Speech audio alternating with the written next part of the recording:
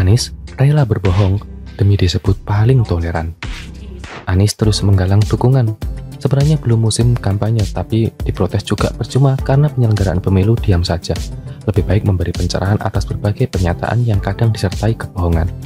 Pernyataan terbaru berbau kebohongan disampaikan di hadapan pengurus Persekutuan Gereja-Gereja Indonesia di wilayah PGIW Sumatera Utara.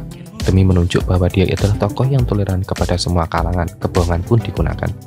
Seperti biasa, Anies memulai pernyataan dengan mengatakan soal persatuan dan keadilan sosial bagi seluruh rakyat Indonesia.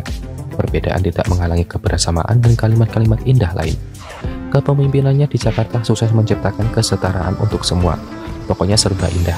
Tidak enak sebenarnya mendengar pernyataan semacam itu dari mulut, tetapi biarkanlah hidup dalam dunia ideal sendiri. Yang menjadi masalah bagi saya adalah saat dia menyinggung soal kemajuan yang sudah dilakukan dengan contoh membangun rumah ibadah bagi umat Hindu di Jakarta. Tadi malam kita bercerita, kebetulan ada tokoh dari masyarakat Hindu yang bercerita bahwa Hindu di Jakarta tidak punya tempat ibadah. Mereka tidak punya kuil, padahal mereka tinggal di Jakarta sejak kemerdekaan. Kami bersyukur kuil pertama masyarakat Hindu kini terbangun dan hampir tuntas prosesnya, kata Anies. Apa benar tempat ibadah orang Hindu disebut kuil? Setahu saya nama tempat ibadah orang Hindu adalah pura. Apa sudah berubah ya? Sepertinya kok belum ada perubahan.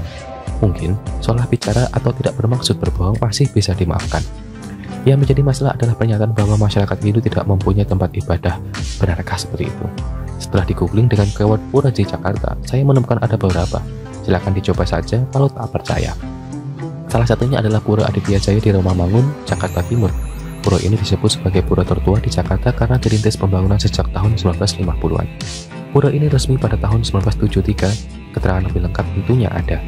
Nyatanya, di pura di Jakarta, apa Anies tidak tahu itu?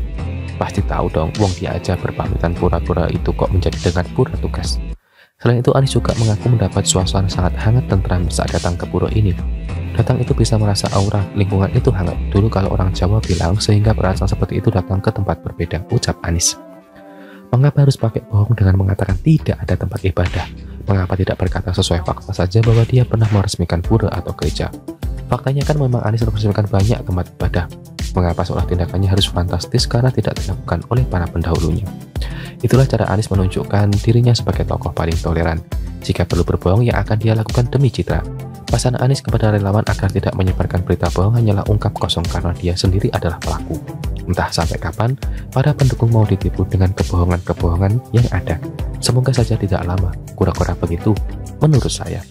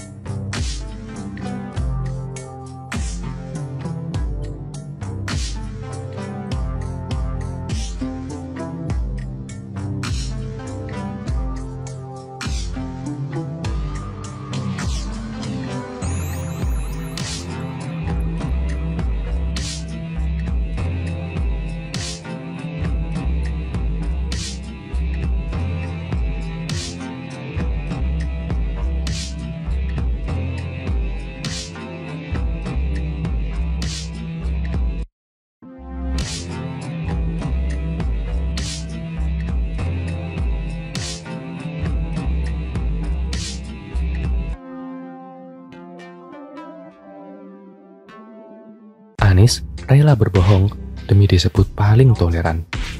Anies terus menggalang dukungan. Sebenarnya belum musim kampanye, tapi diprotes juga percuma karena penyelenggaraan pemilu diam saja. Lebih baik memberi pencerahan atas berbagai pernyataan yang kadang disertai kebohongan. Pernyataan terbaru berbau kebohongan disampaikan di hadapan pengurus Persekutuan Gereja-Gereja Indonesia di wilayah PGIW Sumatera Utara. Demi menunjuk bahwa dia adalah tokoh yang toleran kepada semua kalangan, kebohongan pun digunakan. Seperti biasa, Anies memulai pernyataan dengan mengatakan soal persatuan dan keadilan sosial bagi seluruh rakyat Indonesia.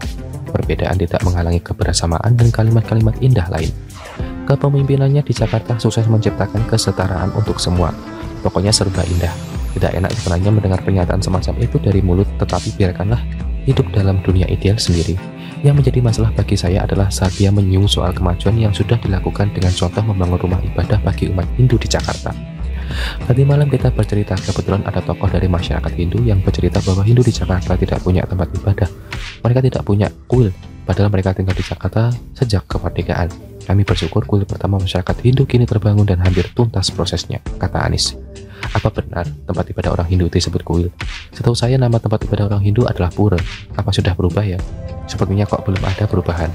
Mungkin salah bicara atau tidak bermaksud berbohong masih bisa dimaafkan. Yang menjadi masalah adalah pernyataan bahwa masyarakat Hindu tidak mempunyai tempat ibadah. Benarkah seperti itu? Setelah di-googling dengan keyword pura di Jakarta, saya menemukan ada beberapa. Silakan dicoba saja kalau tak percaya. Salah satunya adalah Pura Aditya Jaya di Romangun, Jakarta Timur. Pura ini disebut sebagai pura tertua di Jakarta karena dirintis pembangunan sejak tahun 1950-an. Pura ini resmi pada tahun 1973, keterangan lebih lengkap tentunya ada.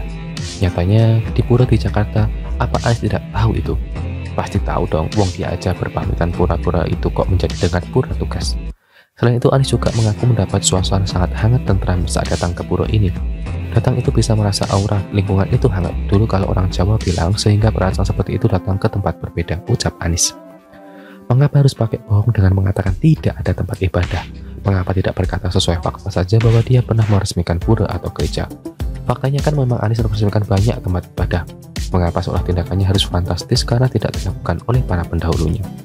Itulah cara Anies menunjukkan dirinya sebagai tokoh paling toleran. Jika perlu berbohong, yang akan dia lakukan demi citra. Pesan Anies kepada relawan agar tidak menyebarkan berita bohong hanyalah ungkap kosong karena dia sendiri adalah pelaku. Entah sampai kapan para pendukung mau ditipu dengan kebohongan-kebohongan yang ada. Semoga saja tidak lama, kura-kura begitu menurut saya.